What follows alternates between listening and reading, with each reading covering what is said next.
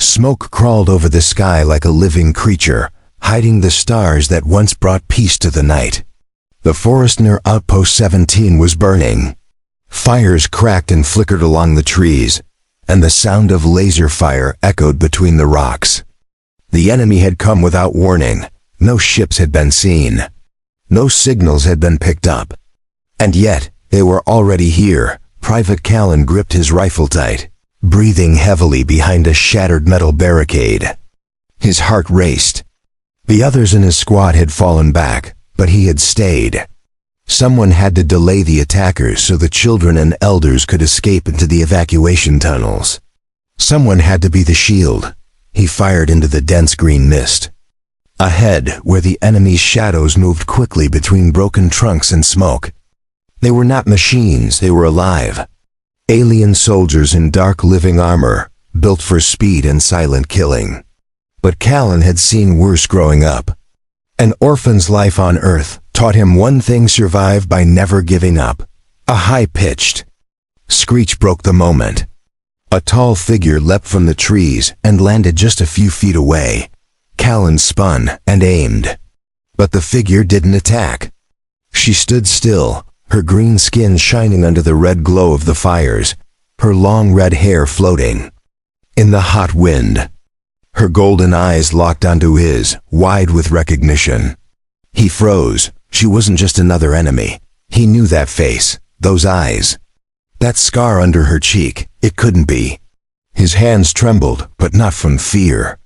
She stepped forward and whispered, over the noise, "Do you remember me, human? We grew up in the same orphanage." Callan blinked, stunned. In that moment, he was no longer in the middle of a battle. He was back on Earth, sitting in a cold orphanage cafeteria, sharing a dry piece of bread with a shy green-skinned girl who never spoke to anyone but him. Her name had been Kira. She vanished one night without a trace. Now she was here, standing as part of the enemy army. Behind her, more alien soldiers appeared, but they held their ground. They didn't fire, they waited. Kara looked over her shoulder and then back at him. "I stopped them from shooting you, but they won't wait long. Come with me." Now his brain screamed no, but his legs moved. He wasn't sure if it was the fear or her voice or the impossible memory come to life. He followed her into the shadows, deeper into enemy lines. His weapon dropped behind him. For the first time in years, he was unarmed. And for the first time in his life, he was walking beside someone who was supposed to be his enemy, but who once called him family. Inside a hidden cave covered in vines, she turned and looked at him. "They lied to us both, Callan." "I didn't. Vanish, I was taken. You need to know the truth about the war." Callan's thoughts raced. He didn't know what to believe. But he knew she wasn't lying. Not her. Not Kara.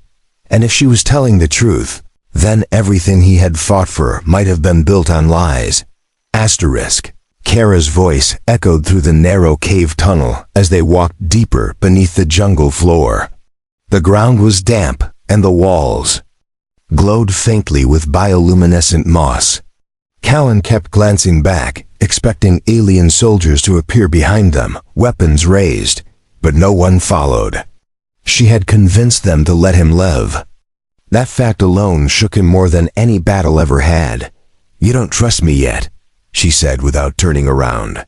"That's fair, but you will understand soon." Callan didn't respond. His mouth was dry. His hands kept clenching and opening. Every instinct screamed that this was a trap. But something in her voice, something in her eyes earlier kept him walking forward. The tunnel opened into a wide underground chamber. Alien tech hummed softly in the walls. There were maps drawn in light, glowing in the air. Callan had seen enemy war rooms before, but nothing like this. This wasn't a command center. This was a place of truth. Kara waved her hand and a large holographic image appeared in front of them. It showed Earth, then a set of files, old files. Government. Records, adoption charts, medical scans, hidden military tags. And there, In the corner of the data stream was his name. Callan stared at it. "What is this?" he asked. "This is everything they hid from you." "From me, from all of us who grew up in that orphanage," Kara said. "We were not just orphans. We were experiments." Callan stepped closer, heart pounding. The files showed dates, transfers, doctor notes. They didn't mention love or family. They mentioned numbers, success rates, DNA compatibility. He felt sick. "You were taken by aliens?" he asked. Kara nodded slowly. "Not just taken, sold. Earth's leaders made a deal. Some of us were given away in secret. The galaxy needed hybrid soldiers. Weapons that could survive any world. And children like us, we were perfect for it." His world twisted. The war he fought in, the pain he carried, the medals they gave him. All of it felt like a trick now. "Why tell me now?" he said. "Why not just shoot me like the others?" "Because I never forgot you," she said. "You gave me food when I was starving. You stood up when others mocked me. When I was taken, I promised if I ever saw you again, I would protect you. And now I am." He sat down on a stone bench. His head throbbed. "So Earth betrayed us. The aliens trained you. And now you're fighting humans. Why?" Kara pointed to the hologram again. "This war is not what you think. The Alien Council wanted peace, but your leaders refused. They said humans needed to dominate or be forgotten. They feared mixing with other species. They feared the future." Callan frowned. "I was told we were defending Earth, that aliens wanted to invade us, enslave us. They told us the same," she said, "that humans would never share, that you would poison the stars. We were both fed lies. You and me." Silence filled the chamber. The kind that wraps around your throat and doesn't let go. Callan stood and walked toward the glowing Earth map. He touched it. His hand passed through the light, but the memory stayed. "So what now?" he asked. Kara's voice was quiet. "I want to end the war. I have others who believe like I do. But I can't do it alone. If I act without proof, they'll say I've turned weak. If you return alone, your people will kill you. But together, maybe we can make them listen." Callan looked at her. Really looked at her. The little alien girl who sat by him at the orphanage table, who was afraid of the dark, who once sang strange lullabies under her breath. She had become a warrior, just like him. But she hadn't forgotten who she was. "I don't know if I can believe all of it," he said. "But I believe you think it's true. And that's enough for now." She offered a small smile. "That's more than I hoped for." Footsteps echoed in the hall. 2 more alien figures appeared. Tall, armored, but they lowered their weapons when they saw Kara. She nodded to them. They turned and began walking down another path. Kara motioned for Callan to follow. They emerged into another tunnel, this one lined with glowing crystals. "We're taking you to a safe house," she said. "From there, we'll reach the council, but it won't be easy. Some of my own people want me dead, and yours will shoot on sight." Callan nodded. "Danger's the only thing I've ever known. But maybe, just maybe, this is the first fight worth dying for."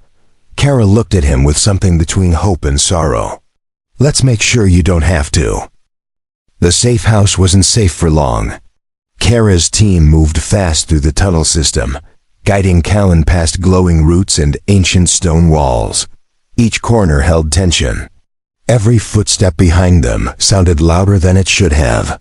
Callan kept his hands close to his belt, ready to grab a weapon if things turned bad. The deeper they went, the older the structure became. Carvings appeared along the walls, symbols not of war, but of unity. Different species hand in hand, sharing stars, building something greater than themselves. Callan slowed as he passed them. "What is this place?" he asked. Kara didn't stop walking. It was once a sanctuary, before the war, before everything turned to ash. My people used to believe in peace. Callan looked at the murals and felt a strange ache in his chest. These walls told a story he had never seen, one his leaders had never shown him. One his enemies had kept buried. They reached a hidden chamber, with curved glass and faint lights hovering above old consoles. The air was cooler here, quieter. Kara pressed her palm to a pad and a section of wall opened into a circular room. Inside stood an old alien female, her back curved with age, her eyes glowing softly. Kara stepped forward. "Elder Sira, this is the human I spoke of." The old alien looked at Callan and studied him with sharp eyes. She spoke slowly, but her voice held power. "So this is the child who once gave food to the lost girl." Callan blinked. "You know about that?" "I know many things," Sira said. "I watched over her after she was taken. I taught her the truth. Now she has chosen to teach you." Callan nodded. "Then tell me, what happens next?" Sira raised her hand and images filled the air. Battles, explosions, leaders shouting across broken alliances. The war was started not by hatred, but by fear. Your leaders feared being less. Ours feared being erased. In the shadows of fear, peace died. Callan stepped closer. "Can it still be saved?" Sira looked at Kara. "Only if the brave lead the blind. Only if voices speak louder than weapons." Kara turned to Callan. "We need to reach the council chamber on Zarek's moon. It's where the armistice talks are supposed to happen. But someone is trying to stop them. If we don't make it, there will be no more chances." Callan thought about the lives already lost. The ones who trusted him. The faces that would never come home. And now he was being asked to trust someone who used to be his enemy. Someone who once held his hand in a broken orphanage. "Then let's go," he said. The journey to the surface was harsh. They moved at night, hiding from patrols, crawling through thick roots and burned ruins. Kara and her escorts guided him through ruined temples and collapsed tunnels. At one point, they had to cross a shallow river filled with glowing algae. It lit their faces in soft blue, casting shadows over their eyes. At a narrow ridge, Kara stopped. "Wait," she whispered. Ahead, 2 alien soldiers stood near a checkpoint. Not part of her faction. Loyalists, enemies. Callan crouched beside her. "I can take them." Quietly, Kara shook her head. "No killing. Not unless there's no choice." Callan nodded. They waited until a storm wind kicked up dust. Then they moved. Kara slipped behind one soldier and pressed a stun rod to his neck. He dropped without a sound. Callan grabbed the second and held him until he passed out. They crossed safely. Callan breathed deeply. "We make a good team." Kara looked at him, her eyes softer now. "We always did. You just forgot for a while." The path led them to a transport hangar carved into a cliff. A small craft waited inside. Old, but fast. Kara checked the controls. "We'll need to fly through a patrol ring. They'll spot us the moment we lift off." Callan smiled grimly. "Then let's give them something to chase." They boarded the craft. Engines roared to life. As they blasted into the sky, alarms echoed from the base. Ships rose behind them, red lights flashing through clouds. Kara piloted with precision, dodging fire, weaving through rock spires and sky mines. Callan manned the side gun, returning fire only when needed. The ship shook from impact, but they pushed forward. As they crossed the upper atmosphere, the sky cleared and Zarek's moon became visible ahead. A silver sphere floating above the green planet. Kara's voice was calm but urgent. "We'll land on the dark side. The council chamber is buried beneath the surface. We'll need to go the last mile on foot." Callan checked his gear. He didn't know what waited for them on that moon. But he knew he wouldn't turn back now. Not when the truth was so close. Not when a lost girl from his past had risked everything to find him again. Not when peace still had a chance to rise from the fire. The moon's surface was silent. like a graveyard waiting for voices to return. Zarek's moon had no cities, no towers, no movement above ground. It was smooth and pale, with mountains shaped like bones and valleys filled with dust. But below that silence, far under the surface, the council chamber waited. Callan and Kara moved quickly across the dark ridge. Their ship had landed in a hidden crater far from sensors. Behind them, the engines cooled and powered down. Ahead, the ground sloped toward an ancient crack in the rock, where the entrance to the underground passage had been carved centuries ago. Kara led the way. Her hand scanned a panel hidden behind loose stone, and a deep rumble shook the ground. As the door opened, faint blue light spilled out from within, revealing steps that curved down into the planet's heart. They descended in silence. Each step brought them closer to the truth. Callan kept thinking about what he would say to the council. Would they even listen? Would they care what a human soldier and an alien warrior had to say? Kara spoke quietly. They will test you. They'll ask things you won't be ready for. But don't lie, don't pretend. Just speak your truth. Callan nodded. He could fight. He could survive. But this was different. Now he had to speak for those who had died, those who were lied to, and those who still believed in something better. The stairwell opened into a wide circular hallway. The walls were smooth and lit with glowing veins of energy. At the end stood a large door marked with symbols from 10 different alien languages. Kara placed her hand on the center. It scanned her, then clicked open. Inside, the chamber was grand. A dome of light arched overhead. In the middle stood a platform where council members would gather. Around the edges were empty seats, carved into the wall like stone thrones. Only 4 were occupied. Callan recognized the species. The Rithari, tall and covered in white scales. The Mirren, slim with mirrored skin. The Brawn, shaped like armored trees. And lastly, a human admiral. Callan's breath caught when he saw the insignia. It was Admiral Voss, a man who once gave Callan his first promotion. The admiral narrowed his eyes. Private Callan, you were listed as missing in action. Explain yourself. Callan stepped forward. His boots echoed in the silence. I found something, sir. Something all of you need to see. Something that changes everything. The Rithari leaned forward. You speak boldly for a soldier without a command. Kara stepped beside him. He speaks because I brought him here. Because we both have been used, trained, lied to. And now, we've seen the other side. Voss stared at her. You're an enemy soldier. Why should we believe anything you say? Kara raised her hand, projecting the same files Syrah had shown. Medical records, classified orders, DNA data, stolen names. She spoke firmly, because this is your doing. You built a war on stolen children. And we were 2 of them. Gasps rippled through the chamber. The Brawn representative stood.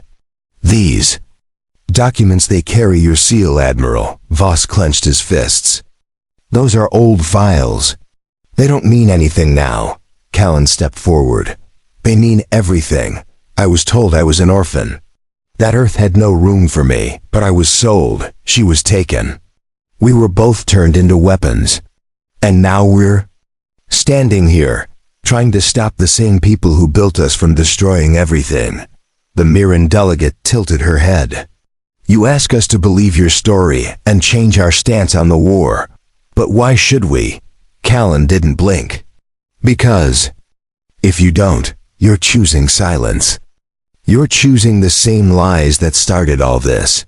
You're choosing to bury the truth beneath your pride. The chamber fell quiet.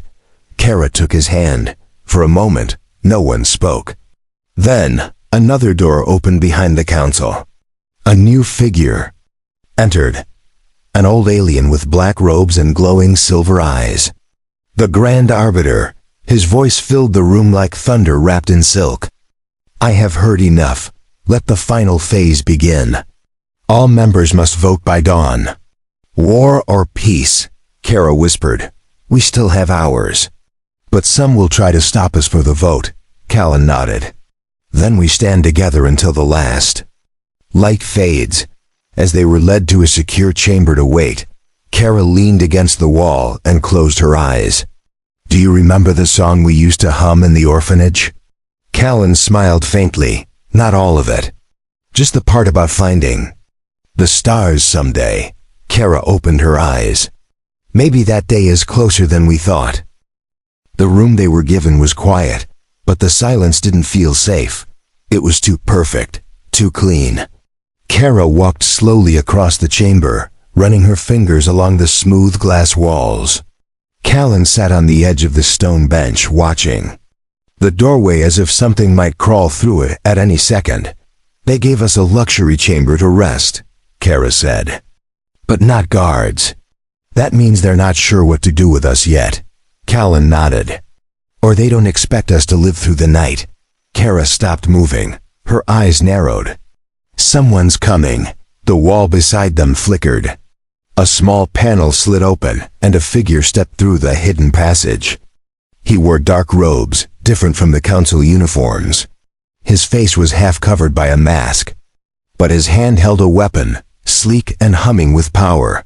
You were warned not to come here, the man said coldly. This vote will never happen. The war must continue. Callan rose slowly. Who sent you? The ones who profit from chaos. The ones who sell peace in pieces, he replied. Kara reached for the blade at her belt. You're not council, you're a contractor. A hired killer. He stepped forward. I'm a cleanser. My job is to erase doubt. And you two are full of it. Without warning, he lunged. The weapon hissed as it swung toward Kara, but she ducked and rolled, kicking him in the legs. Callan charged and tackled him against the wall. The assassin fought like a machine. Fast, ruthless, trained in silence. Kara grabbed a chair and smashed it into his back. He staggered, then slammed an elbow into Callan's chest. The wind left Callan's lungs, but he didn't let go. Kara took her chance and drove her blade into the side of the man's armor. Sparks flew. The assassin groaned and collapsed. His mask cracked, revealing dark skin and silver eyes. Not a stranger, Kara gasped. I know him, he was one of us. From the orphanage, his name was Bron. Callan stared. They turned him too. Bron coughed blood. They turned all of us. Some to kill, some to lead, some to forget. You were the ones who remembered. That makes you dangerous. Kara knelt beside him. Why didn't you come with us? Bran's eyes dimmed. I was too far gone. But you might still save something. He stopped breathing. His weapon fell silent. Kara closed his eyes with her hand. We were supposed to be family. Look what they made him become. Callan stood. There will be more like him. They won't wait for the vote. They dragged Bran's body into the hidden wall space and locked the panel. Then they returned to the chamber, wiping blood from their clothes. Time was running short. The sun on the planet below was rising. The vote would begin soon. Kara checked her wrist scanner. We have 30 minutes. But if someone else tries to strike, the council might call off everything. Callan paced the room. We can't just wait here. We have to do something. The door hissed open. A tall female with white hair entered. She wore the robes of the Mirran delegate. Her mirrored skin reflected the fear in their faces. I saw what happened through the monitors. The council is being manipulated. Kara stepped forward. Then why are you here? The Mirran raised her hands. To help. Not all of us want war. But if the Admiral finds out I warned you, he'll remove me from the vote. Or worse. Callan stared into her reflective face. You believe us? I believe what I saw in that chamber, she said. And I believe the one who died tonight proves you're telling the truth. Kara nodded. What do we do? The Mirran stepped aside. Come with me. We'll go through the council bridge. You'll speak again, this time before the full chamber, as witnesses, not just guests. Callan followed her without hesitation. Kara walked beside him. The corridors were quiet again, but tension tightened the air. Guards eyed them with suspicion. Cameras turned their way. The truth was no longer hidden in shadows. Now it was walking into the light. They entered the grand chamber once more. This time, all the seats were filled. Delegates from every major system watched them. The Grand Arbiter stood in the center, silent and waiting. The Mirren stepped forward and bowed her head. I bring witnesses, truth-bearers. Let them speak. Before we vote, the Arbiter nodded. Then let them speak. Kara took the platform first. She did not use slides or files. She simply spoke. I was taken from my bed at the age of 6. Told I would be trained to protect my people. They never told me I was sold. Never told me I was built for war. Callan stepped beside her. I was told Earth abandoned me. That I was unwanted. Now I know I was taken because I had the right genes. I was raised to fight an enemy I was never meant to understand. But now I do. The chamber was still. Even Admiral Voss remained silent. The Grand Arbiter raised his staff. Then the vote shall begin. Let history hear what the stars decide. Kara reached for Callan's hand again. He took it without hesitation. Whatever came next, they would face it together. Asterisk. The chamber held its breath. Even machines paused their humming. In every seat, across every species, the decision weighed heavy. Kara and Callan stood at the center, hand in hand, facing hundreds of alien eyes. Some were wide with disbelief. Others were cold and unreadable. The Grand Arbiter raised his staff again. Each delegate shall cast their vote aloud. War or peace? Begin. One by one, the voices rang out. Peace, said the Mirren delegate without hesitation. Peace, added the Brawn, their voice deep and rumbling. War, snarled the Rithari, their scales bristling with disapproval. Peace, whispered the quiet being of mist from the Velen system.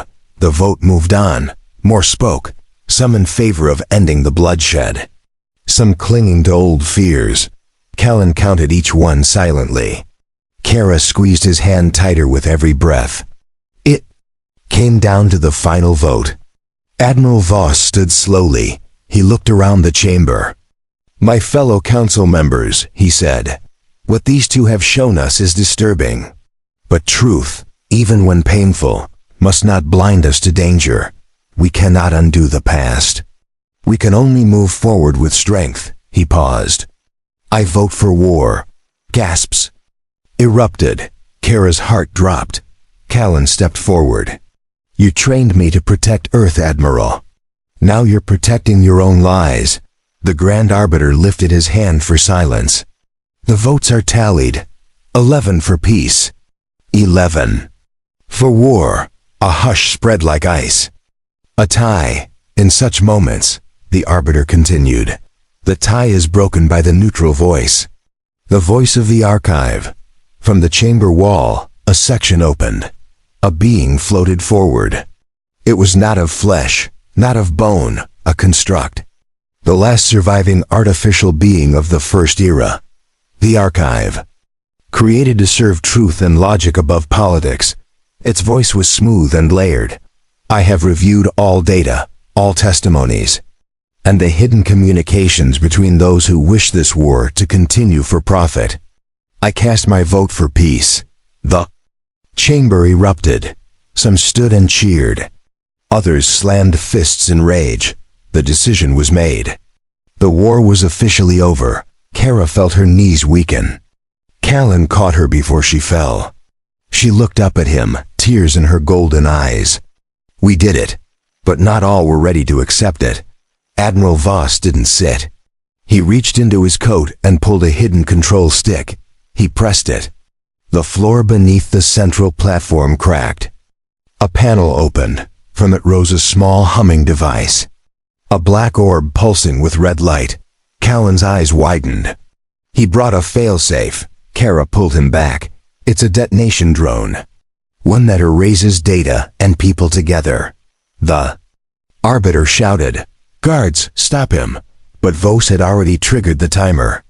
"If I can't win, then no one will," he said. Callan leapt toward the platform. Kara followed without hesitation. The guards moved in, but too slowly. The orb began to shake. Its pulse grew faster. Light flashed around it. Death was seconds away. Kara pulled off the energy cell from her wristband. "I can disrupt it," she yelled, "but it will drain me." Callan grabbed her arm. "No, there has to be another way." She looked him in the eyes. "There's not.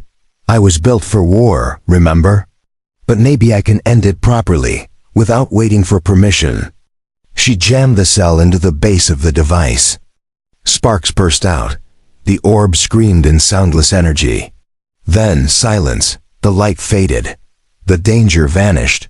Kara collapsed. Callan caught her in his arms. She was breathing, but weak. Her body trembled. The cell had drained her strength. But she was alive. The guards rushed to take Admiral Vos. He didn't resist.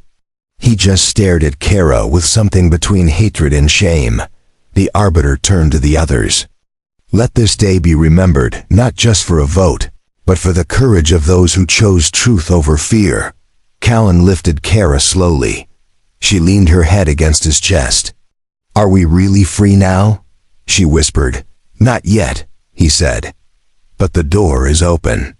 And we're walking through it together." Kara awoke to soft light and the smell of new air. Not the burnt kind from war camps or underground chambers. This was clean, fresh, and full of hope. She lay on a bed of woven leaves inside a dome made of crystal and metal. Sunlight streamed through the top, casting golden rings across the room. Callan sat beside her, his hand gently holding hers. His armor was gone. He wore soft clothes now. Simple, clean, and real. His face was calm, but his eyes were tired. When she stirred, he smiled. "You're awake," he said quietly. Kara nodded. "How long?" "3 days," the healer said. "You needed rest. You gave everything to stop that drone." She sat up slowly, her muscles aching, but there was no fear. No shouting, no alarms. Only peace. Callan poured her a cup of water and handed it to her. "The vote held. The war is officially over. The treaty was signed yesterday. You and I were listed in the official records. As witnesses, as heroes." Kara sipped the water. It tasted like hope. She looked outside the dome.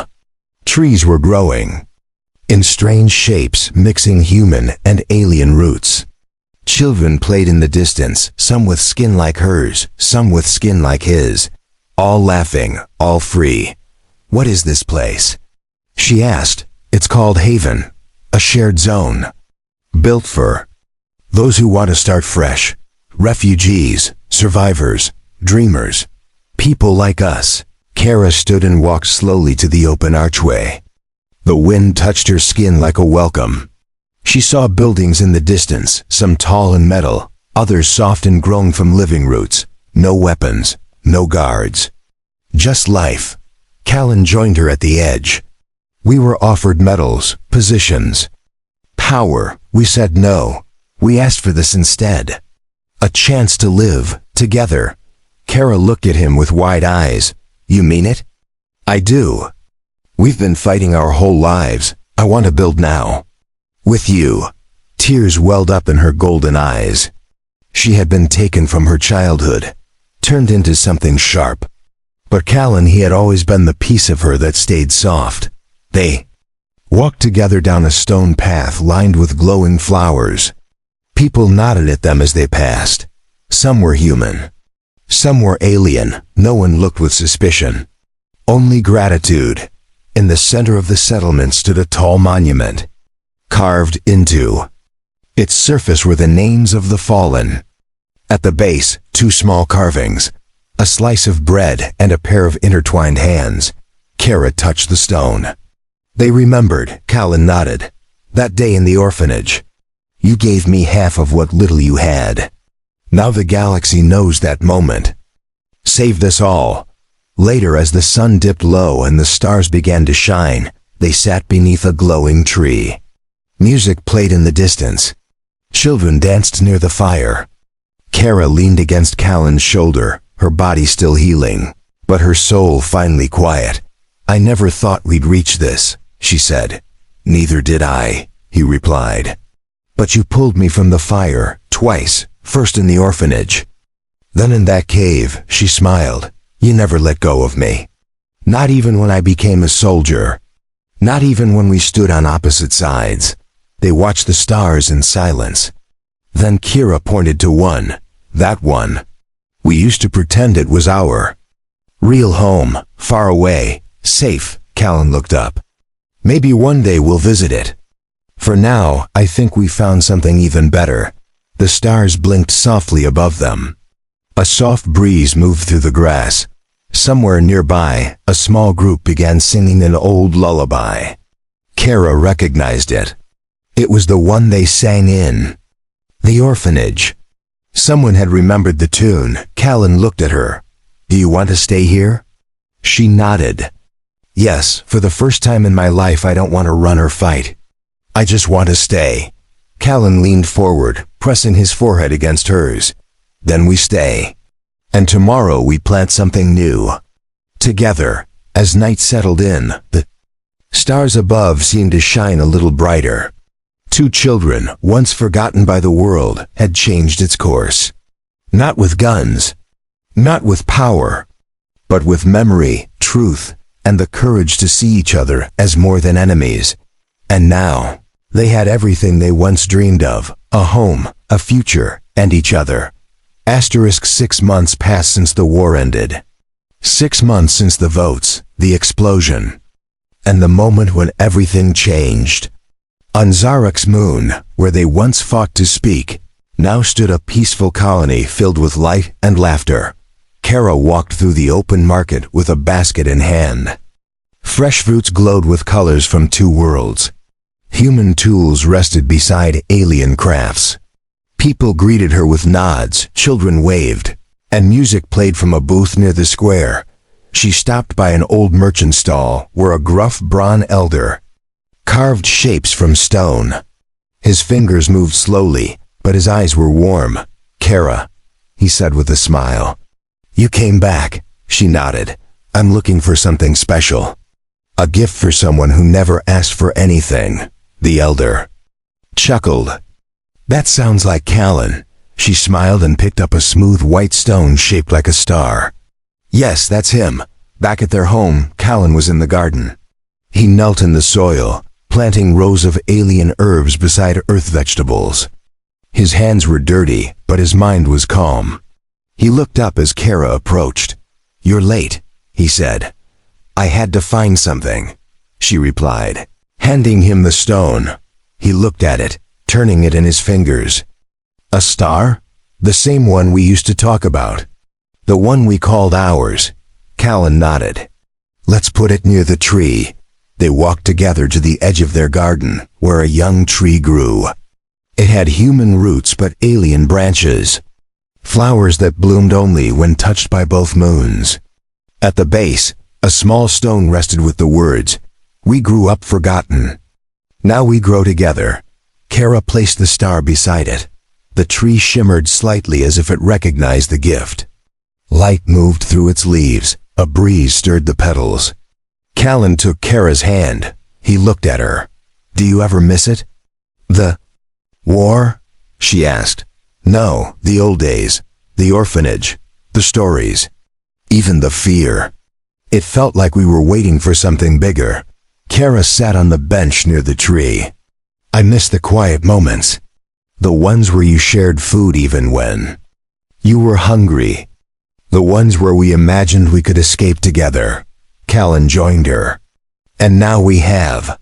Children ran past the garden, laughing. A human boy chased an alien girl through the tall grass. Neither of them wore uniforms. Neither of them knew hate. From across the hill, Sira approached slowly with a walking stick. She was older now, but her eyes still held strength. Kara stood to greet her. "You both look tired," Sira said. "Good tired," Kara answered. Sira looked at the tree.